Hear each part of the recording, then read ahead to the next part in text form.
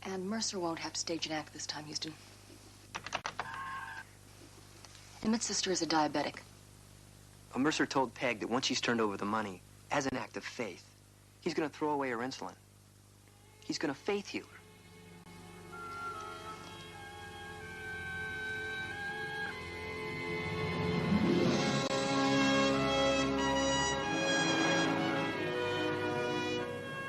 Houston, if you want to fight windmills, go to Holland. Peg Allison is in grave danger. The world is in grave danger. You read the papers this morning? This girl is about to turn over $3 million to Mercer. Very shortly thereafter, Mercer is going to faith heal her to death. Sad, and there's nothing anyone can do about it. This Mercer and other crazies like him got the safest hiding place on earth. Smack dab behind the First Amendment. Freedom of religion. What you're telling me is that legally, as long as she feels that she's a member of this cult, we can't do anything to save her? Religions are free to worship animal, vegetable, mineral, or person. And I can't touch them with a 10-foot Bible. Yeah, well, what if she's being held against her will? You got any proof? Her brother seems to think that she's being drugged. He thinks that they're tampering with her insulin just to throw her off balance. Now you're reaching for straws. No, I'm grasping for straws, Hoyt. You leave me no choice. I got a feeling on this. Get me proof. Any shred of tangible proof that this girl is being held against her will, and I'll take on the windmill with you.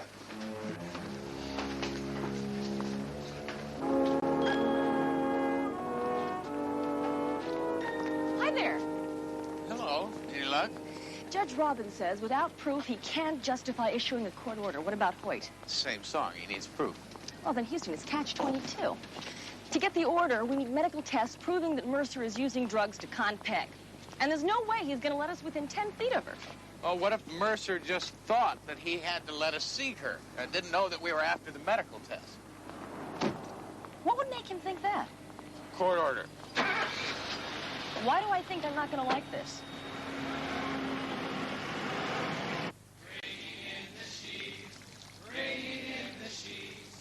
We will come rejoicing, bringing in the sheaves, bringing in the sheaves, bringing in the sheaves. We will come rejoicing, bringing in the sheaves, bringing in the sheaves. I'm better now, Jesse. The punishment has cleansed your soul, Peg. Brother Riggs, take Peg to my quarters. Bringing in the sheaves. We will come rejoicing, bringing in the sheaves, bringing in the sheaves, bringing in the sheaves. We will come rejoicing, bringing in the sheaves.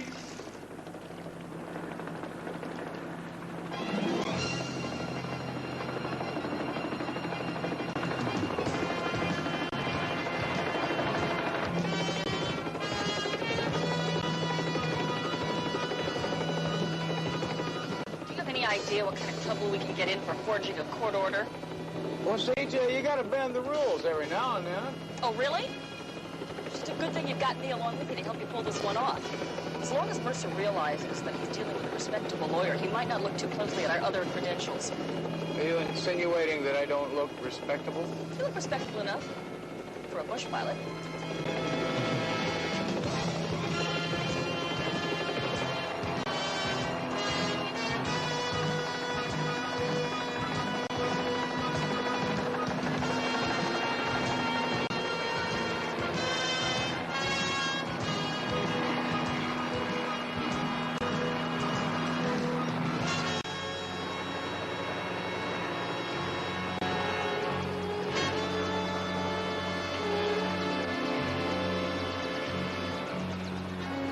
This being private property, I must assume that you're lost. You assume incorrectly. I'm DJ Parsons. I'm a lawyer from Los Angeles. I have a court order that authorizes me to get a deposition from Peg Allison. I assume she's here, Reverend Mercer? Well, she's not feeling too well. A touch of the flu. What about him? Oh, I haven't had flu in years. I'm fine, thank you. He's my pilot. I'd like to see Miss Allison now. Her brother sent you. He has a right to know that she's alive and well. Well, I said she's sick. And I said that I have a court order. I assume you know what it means if you violate it. Well, we've nothing to hide. Peg is here of her own free will. Well, I'd like to hear that from her. You will. Follow. What would you like me to do, Miss Parsons? Why don't you feed and water the chopper? I won't be long. Feed and water the chopper?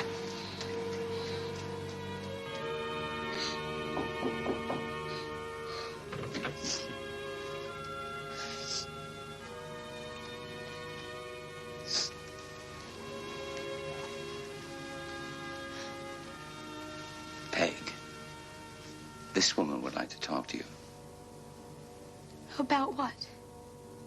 about how you enjoy living here, working with your brothers and sisters for the glory of our Father, about how... Reverend, if you don't mind, I'd like to talk to Peg alone. The court order so stipulates. Peg, I want you to cooperate with Miss Parsons.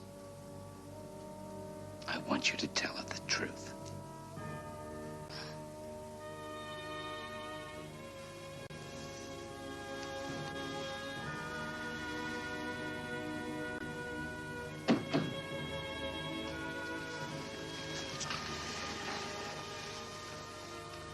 Your brother Emmett sent me. Emmett is Satan. No. No, he loves you. He's worried about you. Emmett is evil. He believes the people here are using drugs on you. That they're withholding your insulin. He thinks they're playing with your mind. This is my family. Emmett is evil. Emmett is Satan. All right. Let's prove it. Let me take a blood sample. And if it's negative, then Emmett is Satan. And Jesse is the Messiah. But let's prove it, Peg. Okay? What do you say?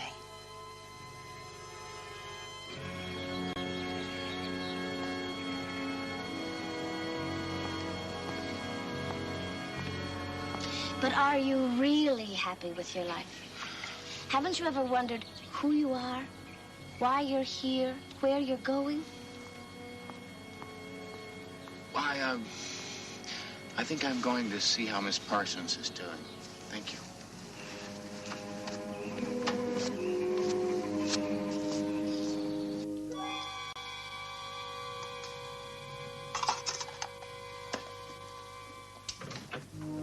That should satisfy Emmett and the court. Goodbye, Reverend. We're ready to go. Look, Rev, ever need a fast trip out of the country, let me know, huh? Nice place.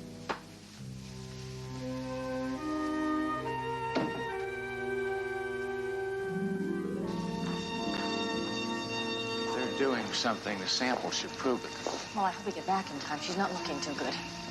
Well, I'll tell you what, first things first. All we got to worry about now is getting out of here. That's right. What did you tell her, Peg? Did you tell her you're being held here against your will? No, Jesse. I'm here of my own free will. I told her that.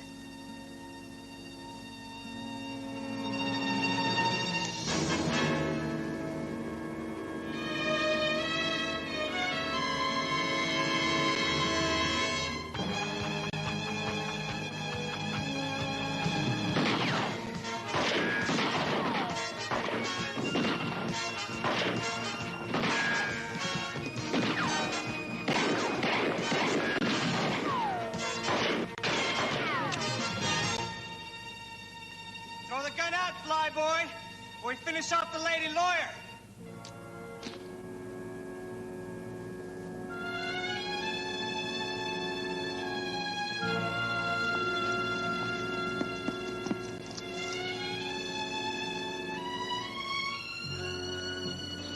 Satan's handmaiden has fallen. How sad.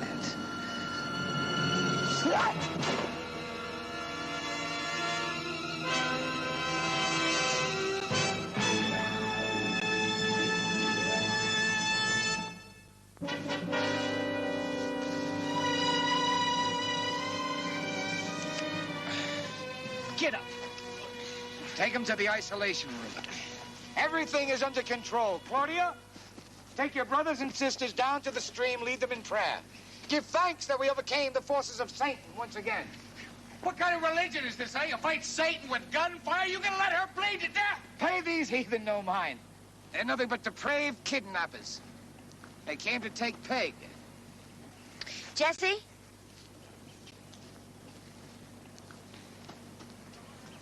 This one's pretty bad. Carl's a medical student. Give him some medical supplies. He'll take care of her. Go on, get her out of here.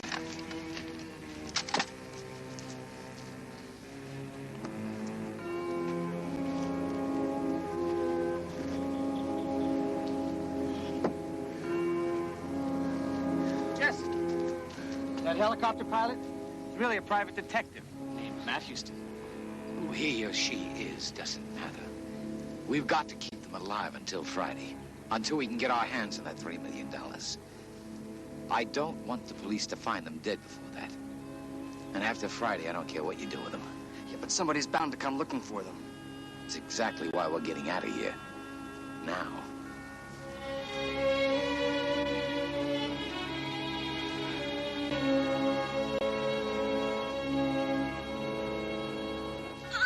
Take it easy, CJ. Gonna need some more bandages. Look, here. Easy. She lost an awful lot of blood before they stuck us in here. Yeah, this bullet's got to be removed. And not by a third-year medical student who dropped out. And not with this fourth-rate medical equipment. Houston. I'm right here, CJ. It hurts. Oh, honey, just hang on. We better give her another morphine injection. Easy. Just take it easy now. It's all right. Just hang on. Okay, it's gonna hurt a little bit. That's it. That's all. That's all I can do for now. That's all you can do medically. And as a member of this cult, can you help us find a way to get out of here while she still has a chance? Now, this is the isolation room. Bars on the windows and armed guards outside. I'm in here for the same reason as you. I made Jesse unhappy. He had Scanlon do this to my face. Why don't you just get out, huh? Run away. I got my reasons.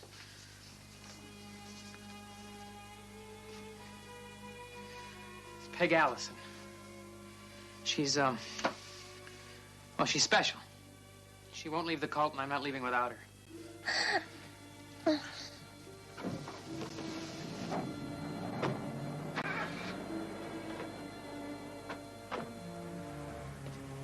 Looks like they're leaving. And they have to. Otherwise, your fearless leader will have to explain to the police why his flock of holy people shot down an innocent lady in cold blood.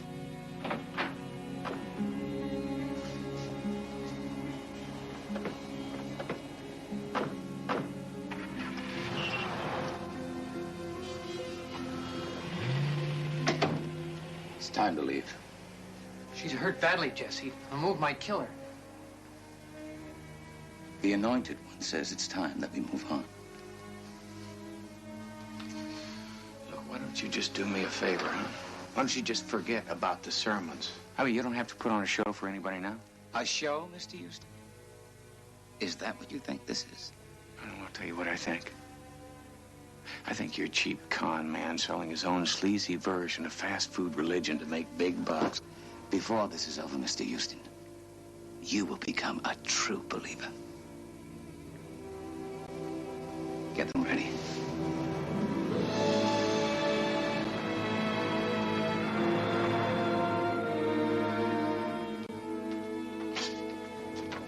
Do you have any idea what time it is? Huh? What's the problem? No problem, he said. Go on, attend the awards dinner, he said. Everything's under control, he said. Hold it. You want to start at the start? Save me calling in an interpreter? According to my computations, I think that Matt and CJ dropped in on that cult with the helicopter without an invitation. What time they leave? 4 o'clock this afternoon. There's something wrong. I feel it in my bones. We'll need that Allison boy to find that cult. I already contacted him. He's going to meet us at Matt's office at 5 a.m. Don't worry, Roy. We'll find him. Lieutenant, I've got to worry.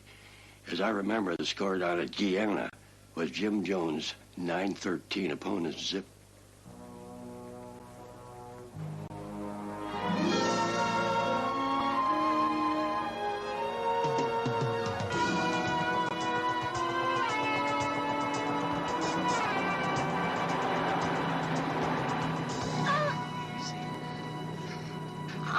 how much further? Why? Got a hot date or something? Well, what I got is a lady that's carrying your bullet inside of her body. I'll tell you something, if she didn't pull through... Hey! You've got the best medical care around. You got any complaints? Talk to Carl. That road there. Take a right.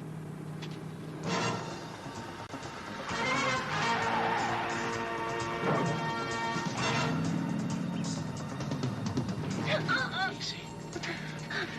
Take it easy. I'm trying. I know. We gotta give her another shot of morphine. Very little left. Pain's only gonna get worse. I think we better wait.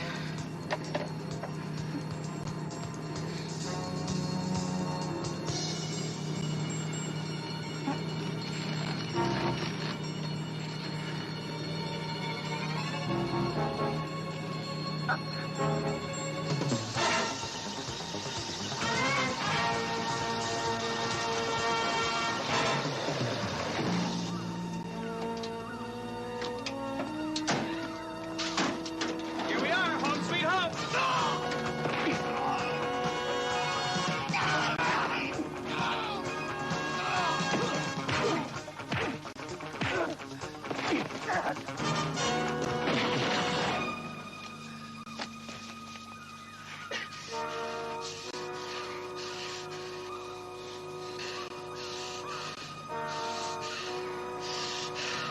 You know,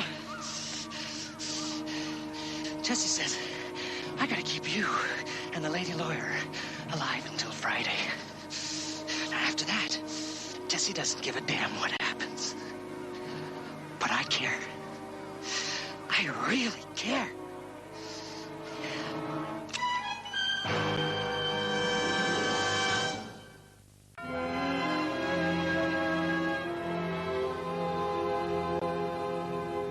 Roy.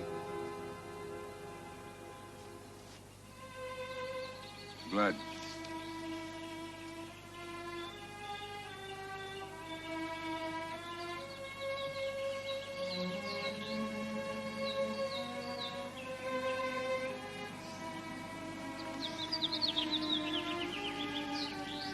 Shell casing. Lots of them.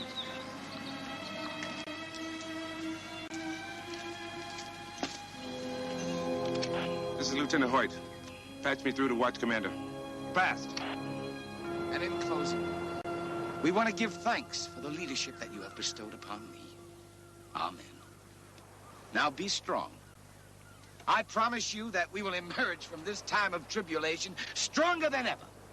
You all have faith in Jesse? Yes. Has Jesse ever let you down? No. Then be at peace. Now, Sister Claudia will lead you in the morning hymn. Amazing grace, how sweet the sound that saved a wretch like... There. The insulin should make you feel better. I hope so. I know so. Well, the big day is almost here, Peg. Big day? Friday. The day Peg Allison guarantees herself a place in the kingdom of heaven. A seat at the right hand of God. You haven't changed your mind now, have you? About the money? Huh? Oh, no. I'll do whatever you want. Bless you.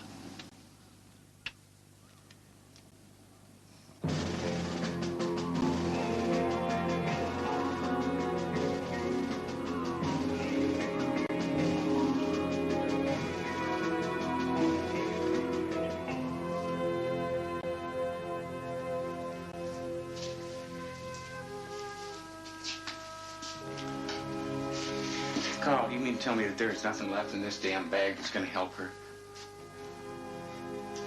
That's great.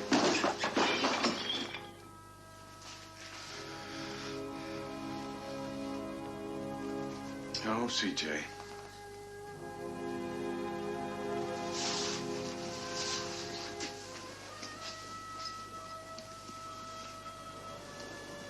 something else, isn't it?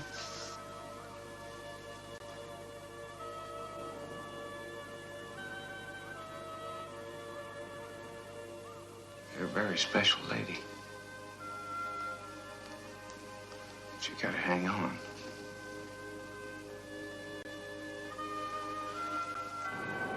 From a used car salesman to a multi-millionaire playboy in 4 short years. If word ever got out that owner cult is so profitable, there'd be more shepherds than there'd be sheep. The moment I get my hands on that $3 million, it's sayonara, US of A. What about your flock? What happens to them? Well, they were looking for a messiah when I found them. They'll either get smart and go home, or find themselves another one. There's plenty of them out there. We're now going to switch back to our remote unit that's been covering the bizarre disappearance of Detective Matt Houston and lawyer C.J. Parsons.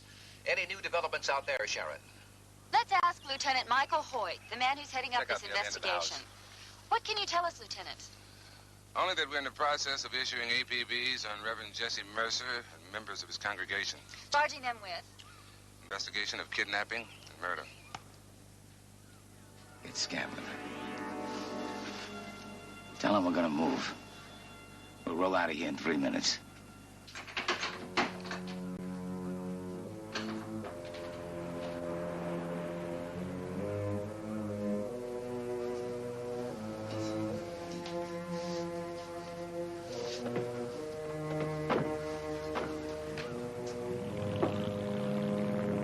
Looks like they're moving again. There must be some kind of trouble.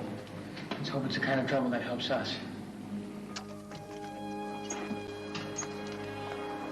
I say we kill all 3 of them now. And I say we kill nobody.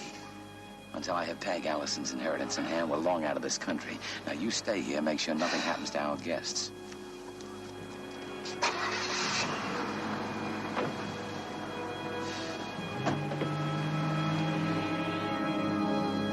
I hate to pack it in, but I don't know where to start looking.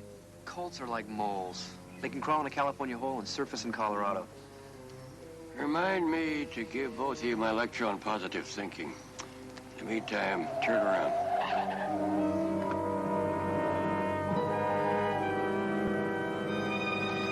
All right, fellas, spread out.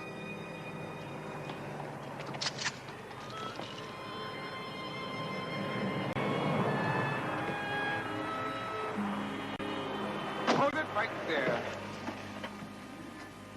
You must be Lieutenant Hoyt. Slander I've heard on my car radio. The blasphemer who calls me a kidnapper and a murderer.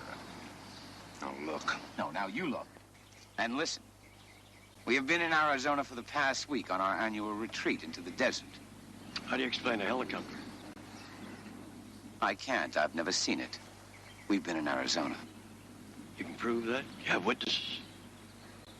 You're surrounded by witnesses. We all vouch for one another. Thou shalt not bear false witness, and thou shalt either arrest me and risk a multi-million-dollar lawsuit, or get off this property right now, because I'm in no mood to forgive those who trespass. Need I remind you how the court deals with infidels who violate the First Amendment and its freedom of religious guarantees?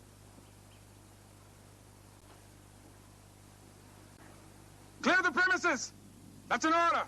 Lieutenant, you're not gonna let this creep get off the hook so easily. You can't let I wanted the premises cleared. That applies to you too, Allison.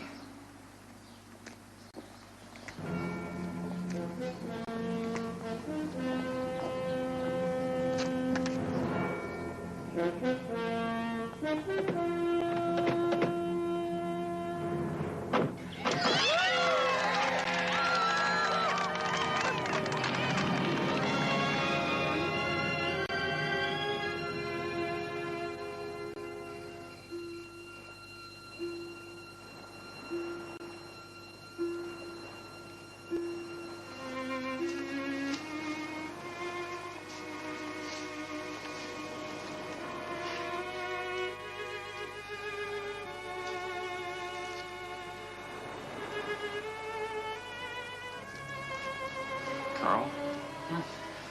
I can't get a pulse.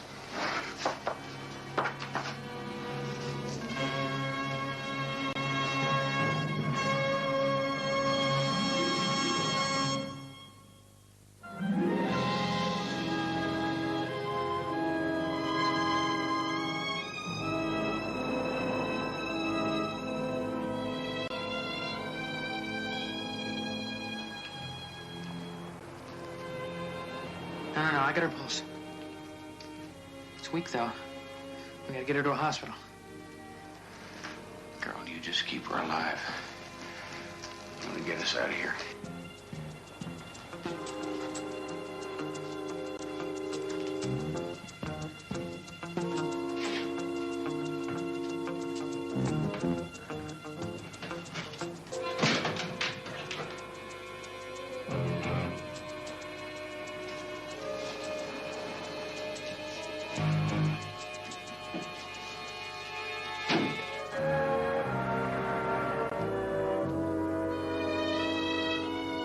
Yes, sir. I understand, sir. You have made yourself perfectly clear, sir. Yes, sir. Whatever you say, sir. Yes, sir. Good night to you, too, sir. That's telling him. This may surprise you, but I have a family to feed. I like my job. I have my own office. I have my own police car. I get a chance to wear a suit and a tie. And I have no desire to go back out on foot patrol. So you tell the captain anything he wants to hear? When he's right, yes. Roy, we have no proof that Jesse Mercer has broken any laws. That cult leader is hiding behind the Constitution, the American flag, and apple pie. And my hands are completely tied. Well, mine aren't. Roy. Lieutenant. My nephew and CJ are missing. Maybe dead. Whether you like it or not, I'm going to do something about it.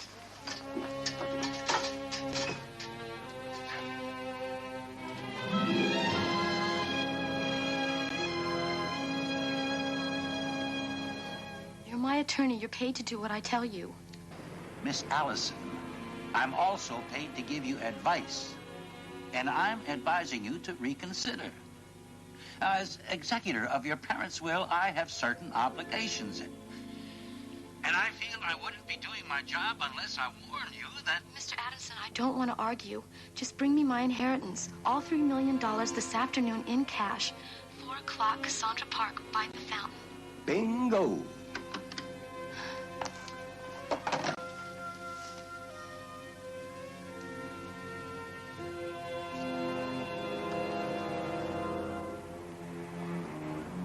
I see Riggs, but no Scanlon.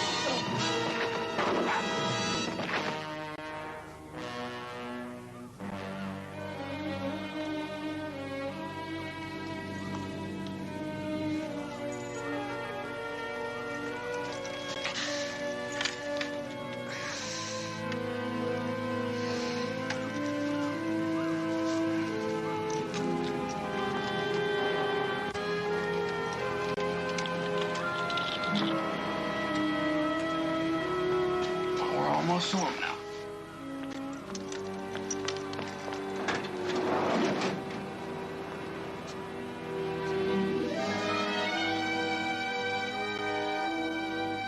There's a Bible passage that says the love of money is the root of all evil. And I can't wait to get my hands on all $3 million worth of that evil. Thank you. All set. Our chartered jet's ready to take off the minute we hit the airport. First stop, Buenos Aires. That's after I faith heal our little diabetic. Well, that's it. Let's go.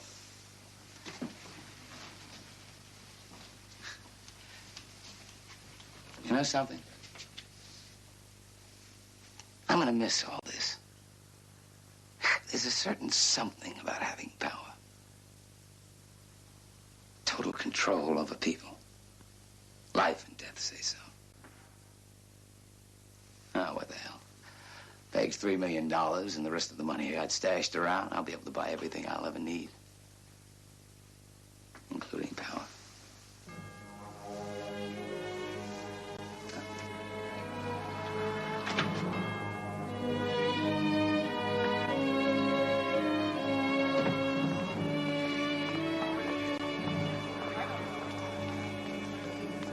Now be of good cheer. By the time I return with Peg's love offerings, your lives will be drastically changed. How so, Jesse? Now, that's a surprise. But I can tell you this much. It has something to do with going international.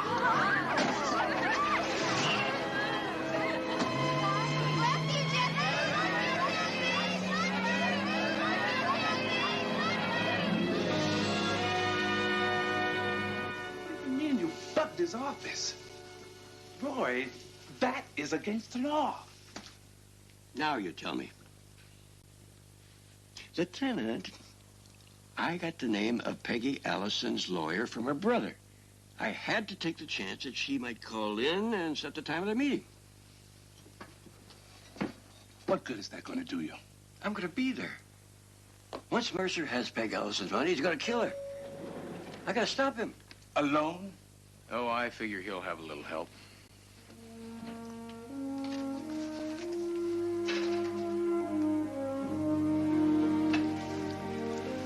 You don't know how good it is to see you, boy. Where's CJ? Uncle Roy, she was shot. She's in the hospital right now. It's all right. She's gonna be fine. Well, now you can join us. You're coming? Oh, somebody's got to make sure you two don't break the law. Hey, wait. Where are we going? To baptize a phony preacher.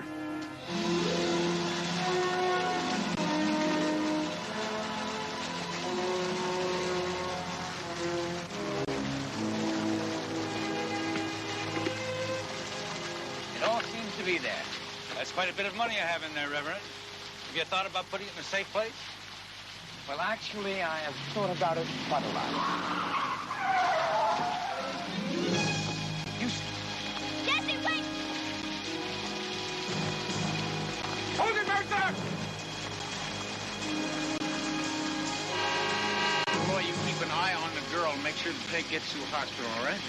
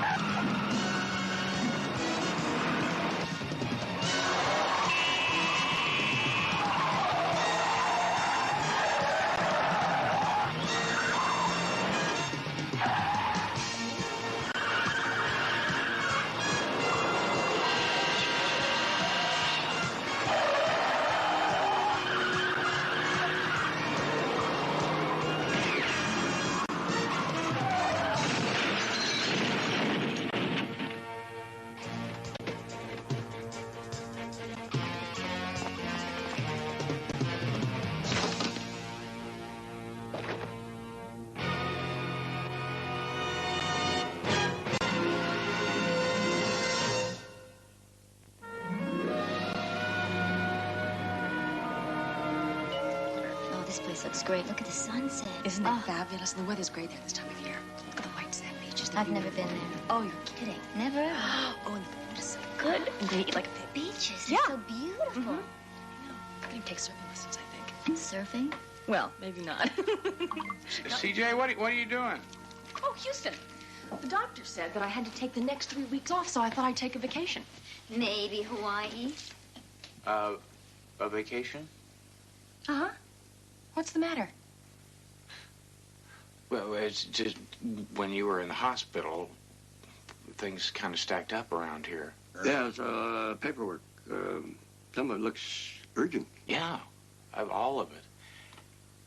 CJ, I'm sorry. I just didn't know that you'd planned on taking some more time off. I promised Murray that you would go over some of this paperwork with him.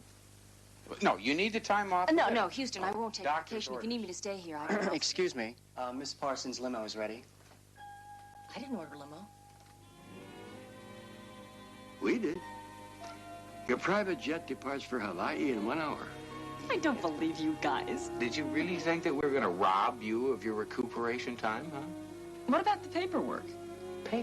Oh, come on, forget about it. It's not a problem. And I mean, we sent it to Hawaii yesterday. Let's go.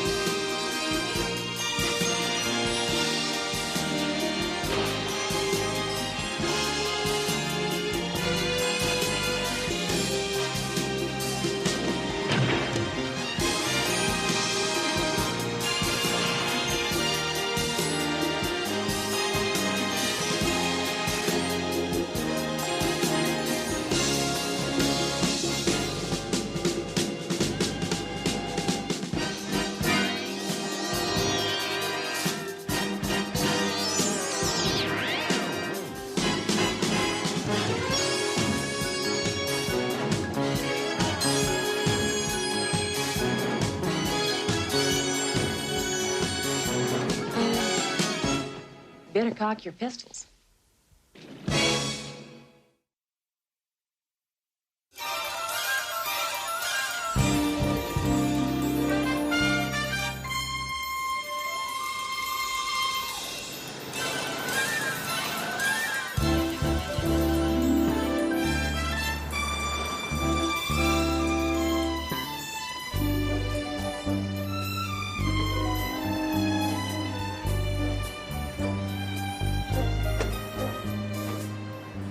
I don't think we ought to be here. Oh, come on, Sam. I've waited 7 years for this. I intend to savor every second of it.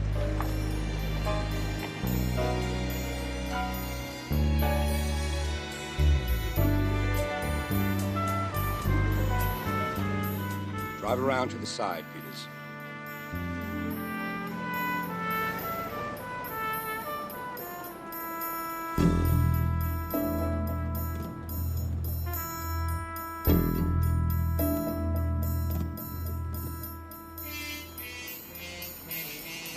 Why all the secrecy, Goody? Listen carefully to it. It all has to do with the element of surprise. If Pierre Sedan had the slightest inclination that J. Hamilton Goodfellow... World-famous gourmet and critic par excellence. were about to critique his highly overpriced eatery. Well, let me put it in simpler terms, Twig. Did Cain send Abel a Western Union death threat? Did Delilah sharpen her scissors in the presence of Samson?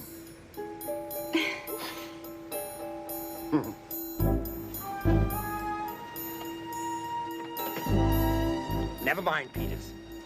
Come down. Quietly. Shh.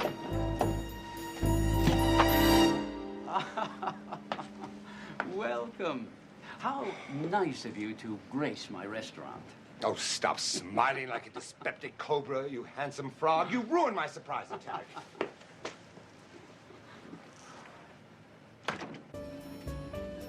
By the way, have you seen my junior partner? Maybe he's supposed to meet me in the alley.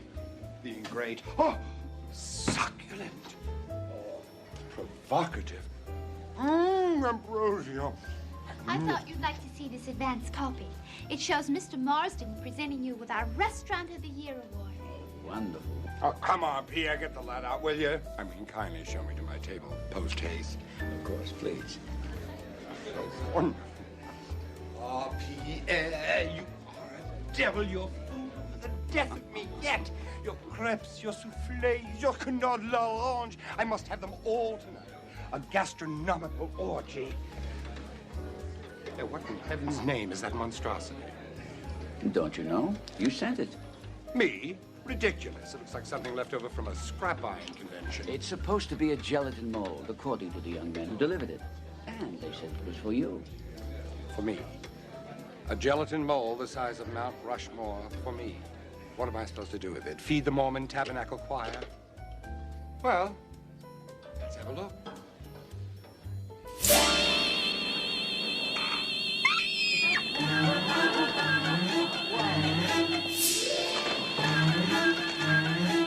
It's Mr. Marsden. Somebody's murdered my partner.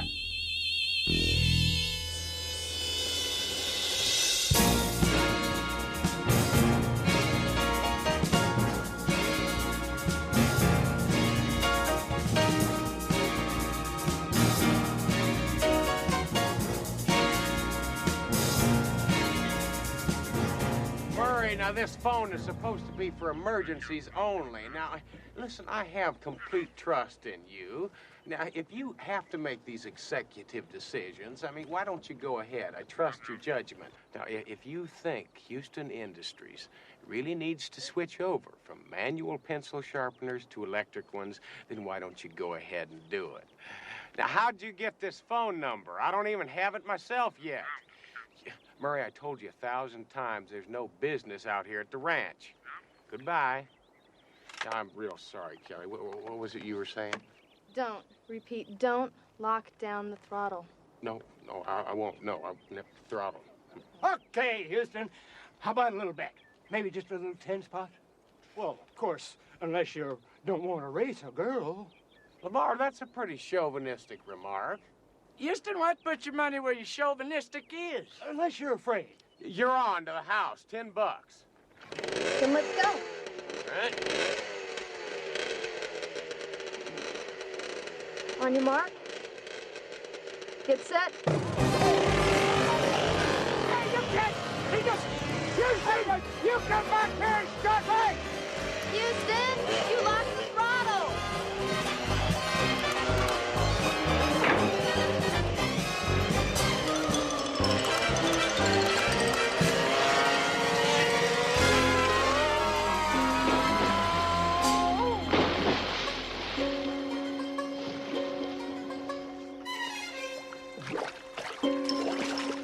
Don't lock off the throttle. Don't lock off the throttle.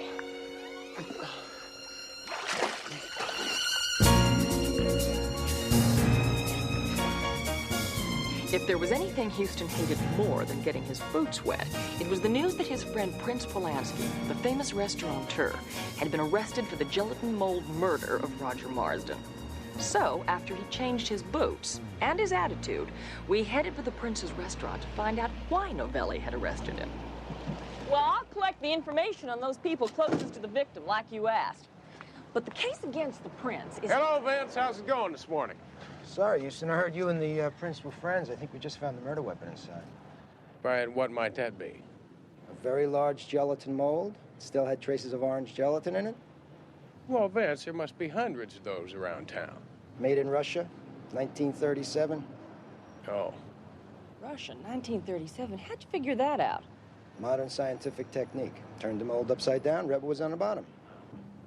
Yeah, well, Vince, listen, I'm sure the prince has an ironclad alibi. Your client was home, alone, and asleep.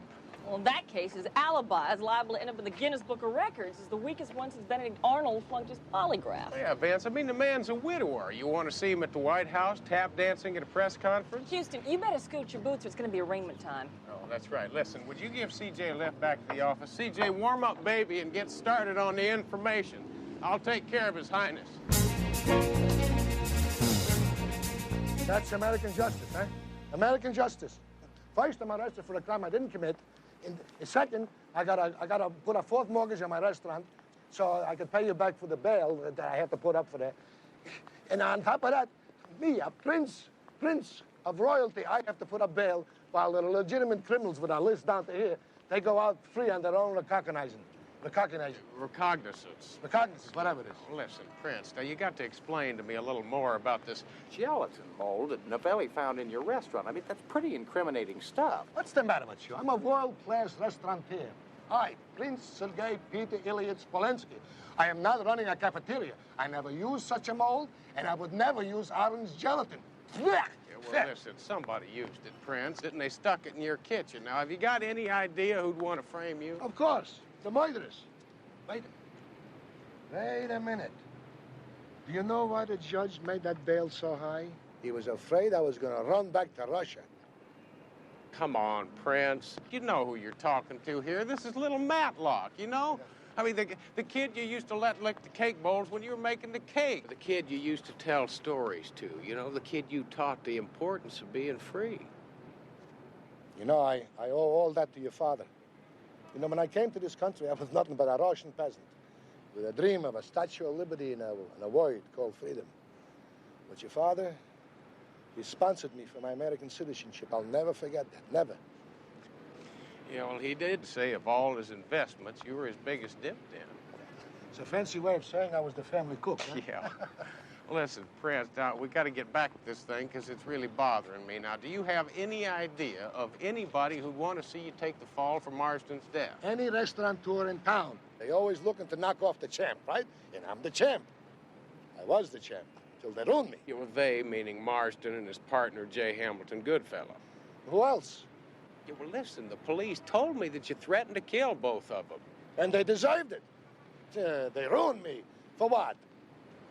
They don't know the difference between a plate of borscht and a banana.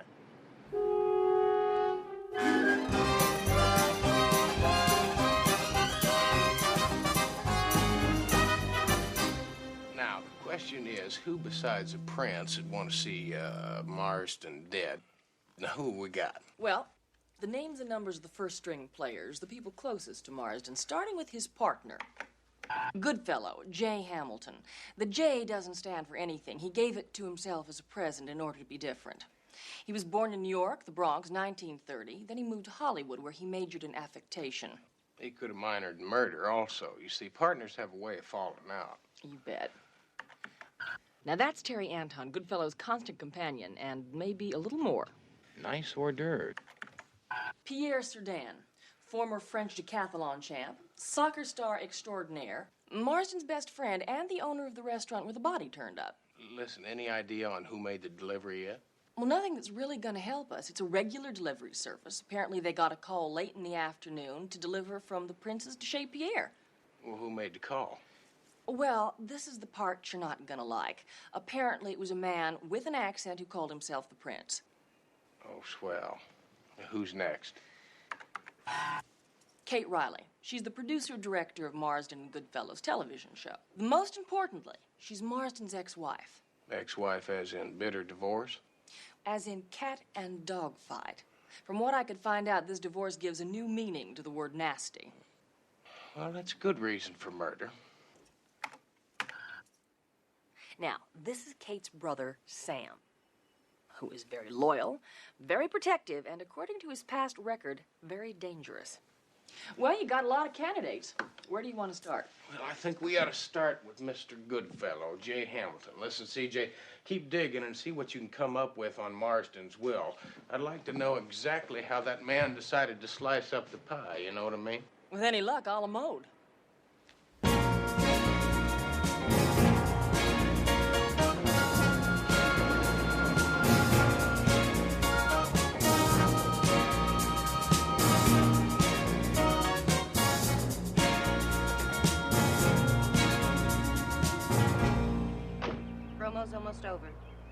ahead, stand by.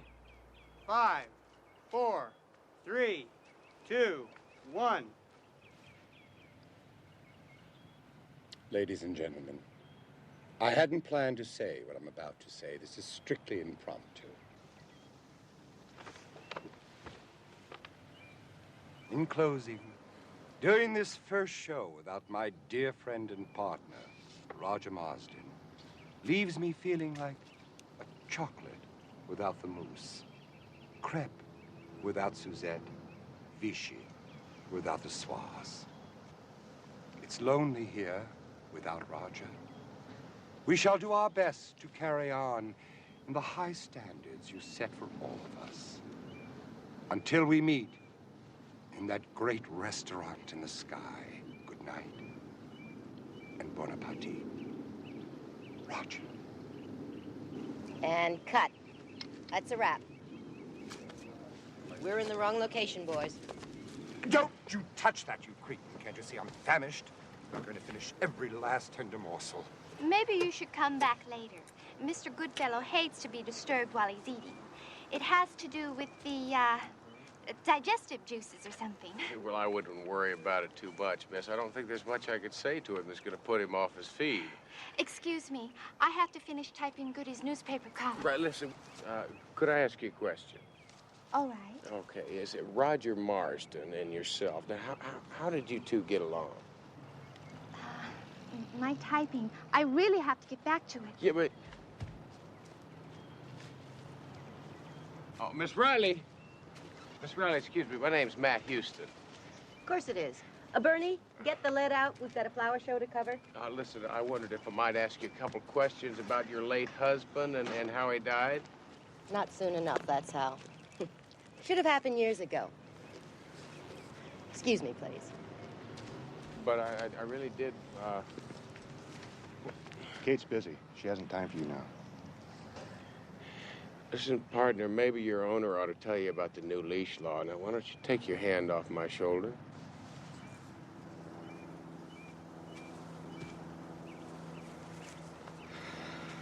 Mr. Goodfellow!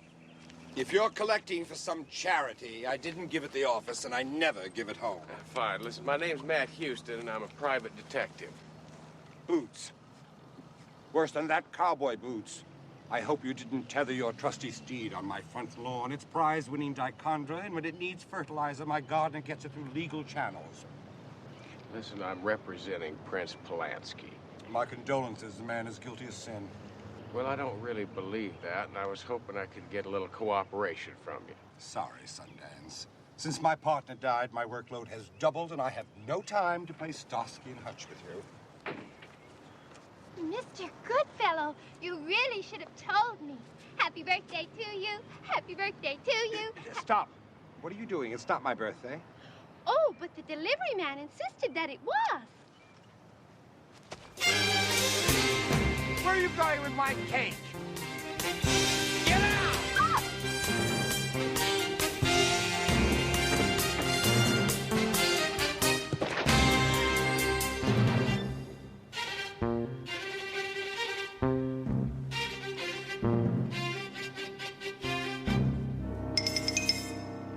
You ruined my birthday cake!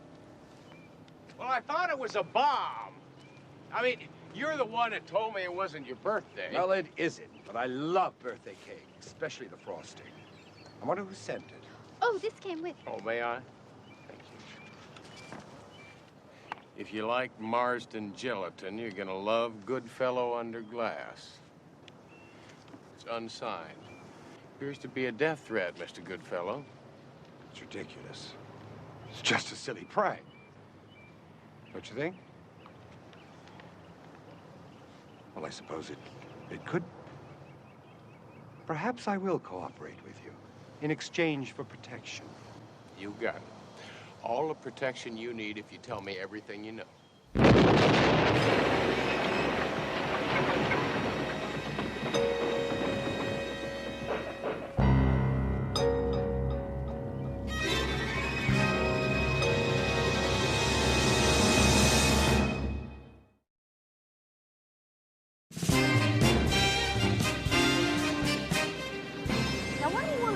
prince about that exploding cake? Well, because I had a taste of what was left of it, and there's only one person I know of who uses burnt almond mandalay in his cakes, and he's it. He's famous for it. Mandalay like in Burma? Yeah. Yeah, see, it's very rare, very expensive, and hard to come by.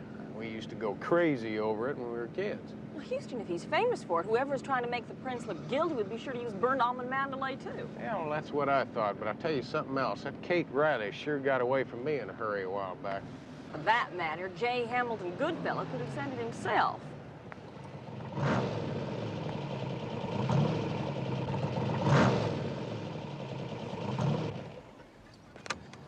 You're looking for the prince, forget it. Went into exile, he skipped.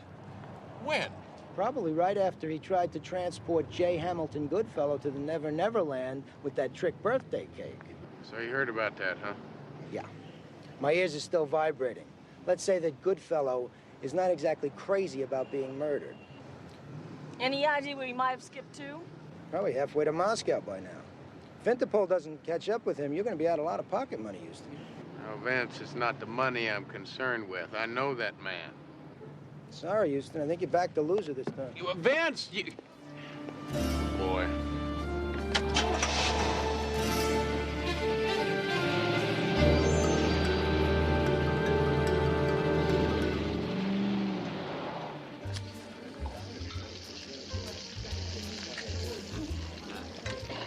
I wish all of my customers were so discerning of taste and so beautiful. Thank you, Pierre. Listen, Pierre, I hate to interrupt business with pleasure, but I need to ask you a couple questions. Now, have you got any idea why you inherited the corpse? None whatsoever. That kind of publicity I don't need. Well, look, any idea who killed Roger Marsden? The mystery, if indeed there is one, doesn't seem to be so deep. From what I've read and heard. Yeah, I see. So you're nominating the prince, huh? Oh, no. I don't want to knock Polanski. He's a competitor. He was a competitor. This business runs in cycles. The prince had his day in the sun. Today it's my turn. Tomorrow, who knows? I owe my current success to the late Mr. Marsden and his partner, Mr. Goodfellow. Our rave reviews place Chez Pierre where it is today. The night Roger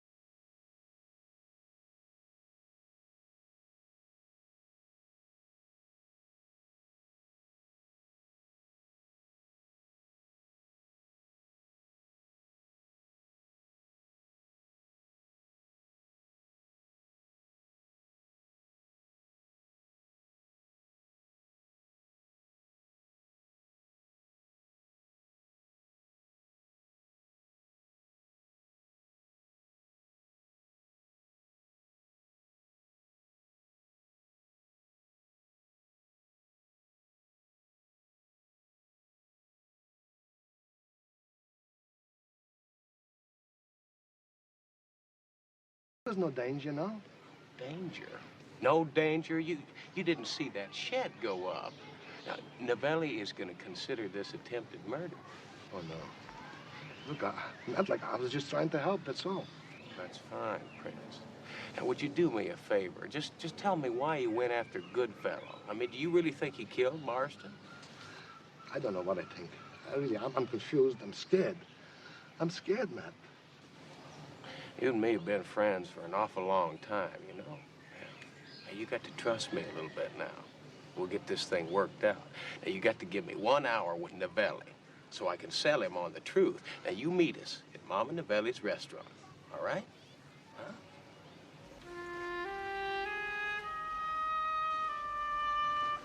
Good night.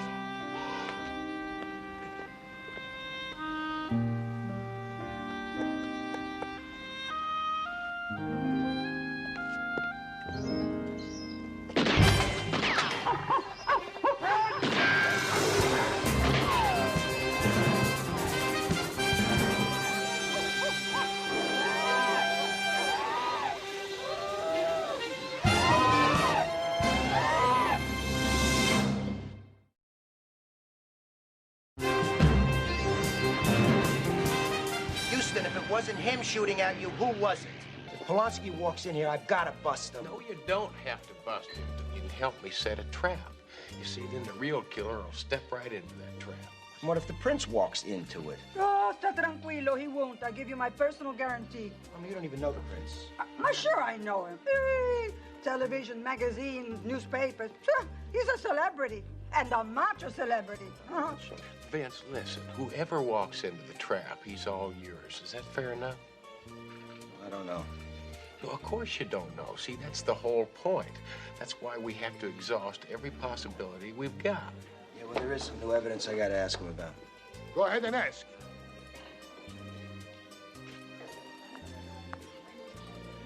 Saverio? Welcome. Welcome to my humble restaurant, Your Royal Highness. Thank you, Mrs. Novelli. Oh, call me Rosa. Like in Rosa the Widow for 15 years. That kind of Rosa, huh? Yeah. Listen, Prince, you remember the zoo, the shooting? What happened? I was looking for you. I ran, and somebody was shooting at me, and I didn't even turn around to look. I mean, I don't know who I'm running away from anymore. I mean, is it Marsden's murderers or the police? Or who am I? Everybody's running after me. I should read you your rights, but first I have to ask you a question. Go ahead, ask anything. 4 days before Marsden's death, you received a very large quantity of orange gelatin, enough to float McHale's Navy. Is that true? 8 cases. 8 cases orange gelatin. I didn't want it. I want to send it back, and the driver said, no, it's already prepaid. And that night, somebody came in and stole it. And you didn't file a police report? I thought it was a joke. I mean, 8 cases orange gelatin, what am I going to do with it? No, I didn't call the police. What for? Excuse me, Mr. Houston, there's a phone call for you. Excuse me, please. Vincenzino, credilo. Listen to the prince. His Highness is an honest man. Thank you, Mrs. Novelli. Actually, it's been 15.5 years, eh? Rosa.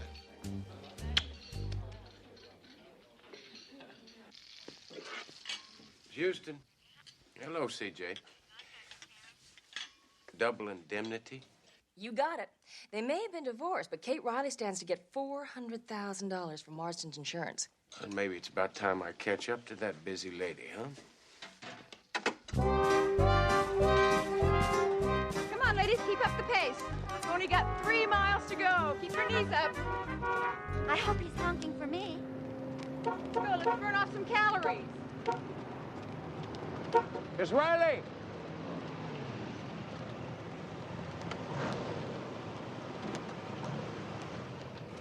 Yeah, we almost met the other day at Goodfellow's place. Oh, yeah. Roy Rogers. But no, it's Matt Houston. And I'll tell you, I'm still investigating the death of your ex-husband. You were at Chez Pierre the night that your ex-husband was found dead. Now, how come you showed up there? When I got home, there was a message on my answering service. It was from Roger. He said if I met him at Chez Pierre that night, he would give me all my back alimony. Did you believe him? But I figured what I have to lose. Did you kill him, Kate? Roger Marsden committed suicide. That no-good scum made so many enemies. Somebody had to kill him. Did I kill him? No. But there were times I sure would have liked to.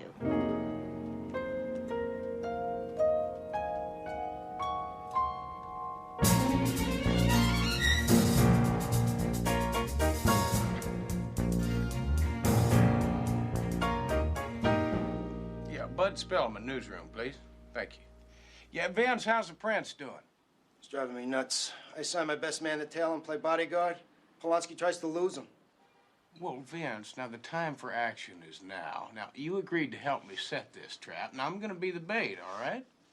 Would it matter if I said no? Well, yeah, but you're not going to say no, are you, Vince? Yeah, Bud, yeah, this is Matt Houston.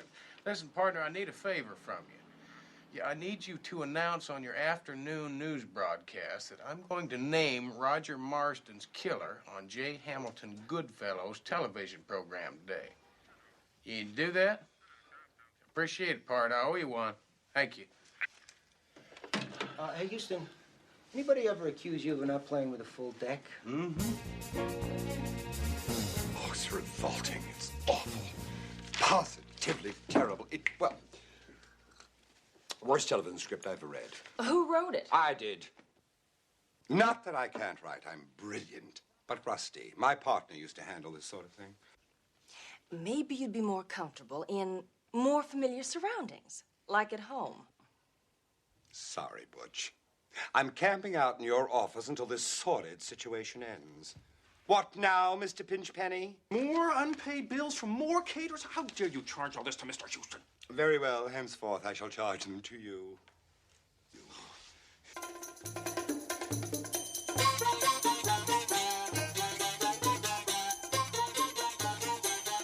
My petal. Oh, yes, a big tip for you.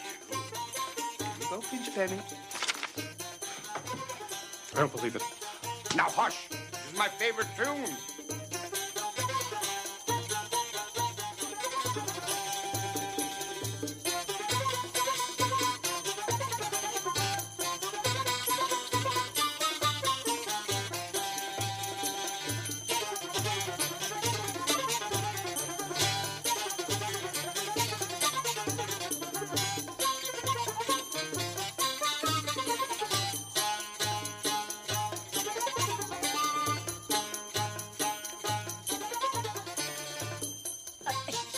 Houston, I thought you were going to get him out of my office. Yeah, I'm working on it, CJ. I just haven't found a crane that'll reach the penthouse.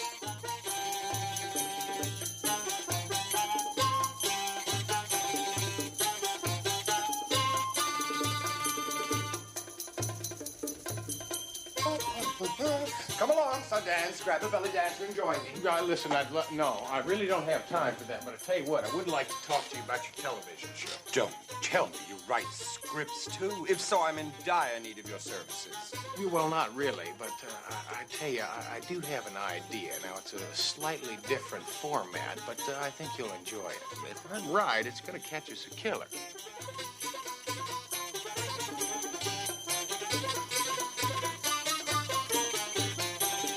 Okay, we'll open on a loose two-shot, then come in for a single on Goodfellow.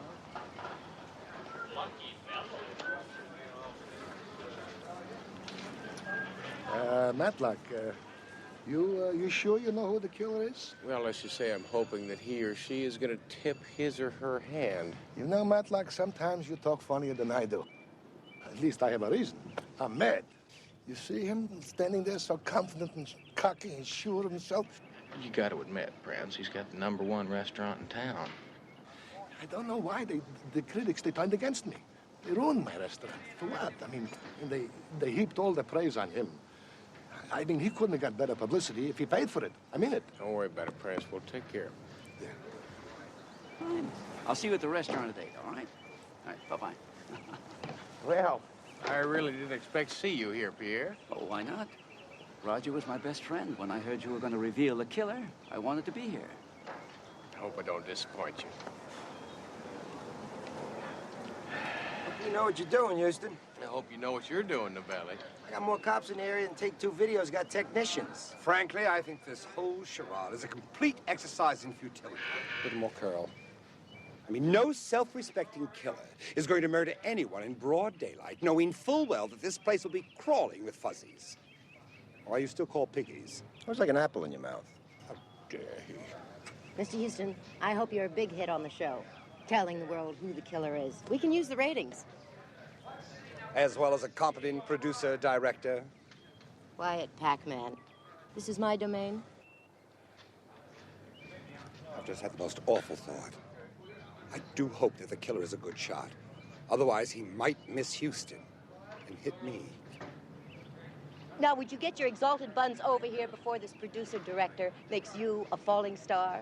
Sit on it, Kate! Oh, woman, this is so exasperating.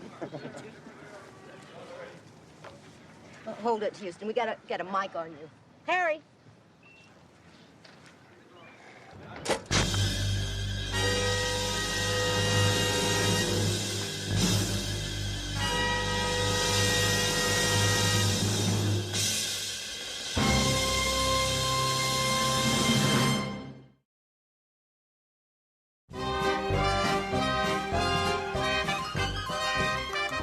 Houston's plan to be the bait worked all right. Unfortunately, a knife showed up, but the fish didn't. So it was back to the drawing board, only we didn't have one. As a matter of fact, we didn't even have our fearless leader.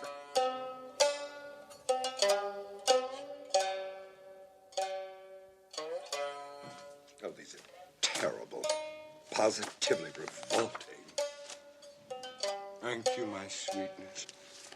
Tell that alleged photographer that this food layout is supposed to make my readers salivate, not regurgitate. Burn them, my darling.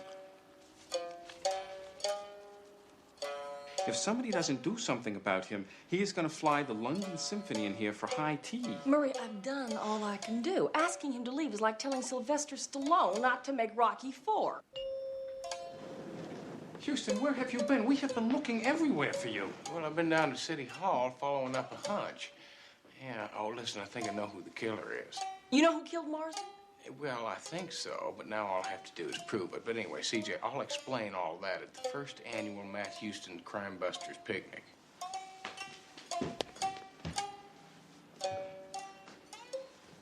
Well, Japanese, huh? Listen, Mr. Goodfellow, now, when are you gonna taste some of my food? You know, that down-home Texas chili with all those Mexican jalapenos floating around in the pot? Only when life becomes so unbearable will I be forced to commit harry-carry. Nothing personal, Sundance. Actually, I wanted to thank you for your most generous hospitality. Oh, you forget it. I mean, it's nothing any ordinary Texas fool wouldn't do for a total stranger. Listen, I'll see you at the picnic, all right? Picnic? What picnic? Oh, boy, ladies, that looks good. Looks like you've done it again for me. Thank you. Excuse me, ladies and gentlemen. I'm going to hold up on dinner for just a few minutes because I figured we'd all enjoy the food a lot more when we find out who killed Roger Marsden. Then you know the killer's identity? Yeah, well, I tell you, I figured we'd just sort of kick back and examine the facts, cover a little ground, and see what we come up with. Now, that brings us to number one, the good Prince Polanski, who our lieutenant, Lieutenant Novelli, has arrested for Marsden's murder. Now, the lieutenant and I have this problem. See, we really don't think that the Prince did it because I'll tell you something very honestly. If you're going to kill somebody, you don't threaten them publicly. No, sir, you don't. And that brings us to number two, which happens to be Kate and Sam Riley. Now, they're both very good suspects with very good motives, but we can rule them out also. Airtight alibis. Yeah, that's right, airtight alibi. You see, you were both present the night that Roger Marsden's body was unveiled in the restaurant. But we did discover that you'd just flown in from Detroit 2 hours earlier, so you really didn't have a chance to kill the man. And that brings us to number three. And that's the lovely Terry Anton. You love your employer very much, don't you? We're engaged. That's right. And it gives you a very good motive for murder, doesn't it? Would you like to explain a little bit about that? I hated Roger Marsden because of what he did to Goody. It was Goody's idea to set up the partnership, and then Roger took over completely. He made Goody do everything that he said. Oh, I hated Roger Marsden. But I didn't kill him. Honest. Then it was Marsden that wanted me out of the business, not you. No, I never did. I adored your food. That's right. So Terry didn't kill Marsden. Besides, he's really not strong enough to kill a man and lug that big body around. No, that really wouldn't work out. So that brings us over here to good old Pierre, Lucky Pierre, I like to call him. Now, what would you think his reason for killing Marsden would be? Me? Oh, that's ridiculous. I love Roger. Everything I am, I owe to Roger. My restaurant, everything. That's right, everything and a whole lot more, including a lot of things that a lot of people didn't know anything about, like Mr. Goodfellow. You see, Marsden was running a shakedown racket. That's preposterous. Is it really? You see, it takes me back to the day of the television taping. It was something that the Prince said. Yeah, he said Pierre couldn't have gotten better reviews if he paid for them. 6 restaurant owners confirmed it. Marsden traded good reviews for cash. Marsden got 30% of your restaurant in exchange for destroying the Prince and making your restaurant the #1 restaurant in all of Southern California. CJ, the envelope, please. Thank you. See, right here in this envelope is an official document all the way from City Hall, and it's proof that you and Roger Marsden were partners. So, I made Roger a partner. That's not against the law. No, not really, but I tell you what, you got awful tired of giving 30 cents of every dollar you made to Marsden. And that's when you killed him. Houston, that's ridiculous. And, I'll prove it. Prove it to you! I'll be right back.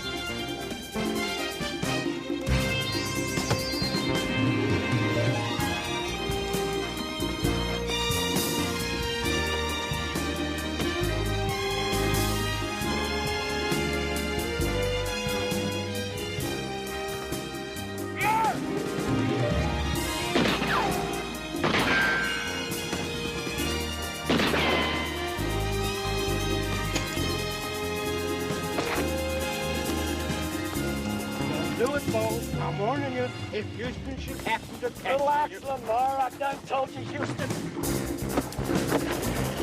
And that ain't your mark. You can't be running off like that. What is going on? I'll explain later, fellas. Don't lock the throttle!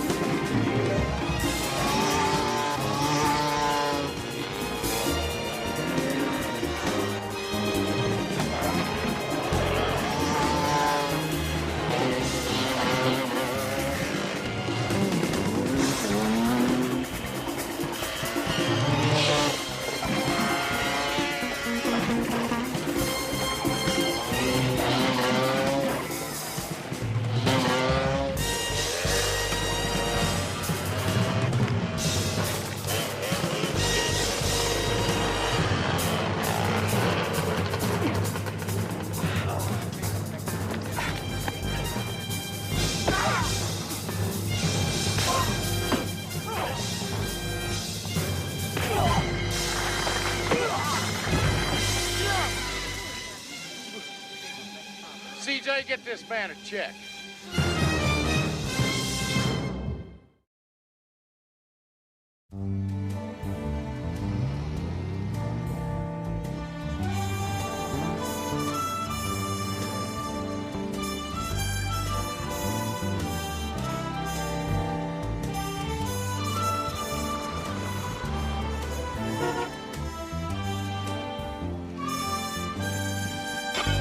That's 3,612 to 3,606. Over here, boys. This tournament's still got 4 months to go. Well, I'll be.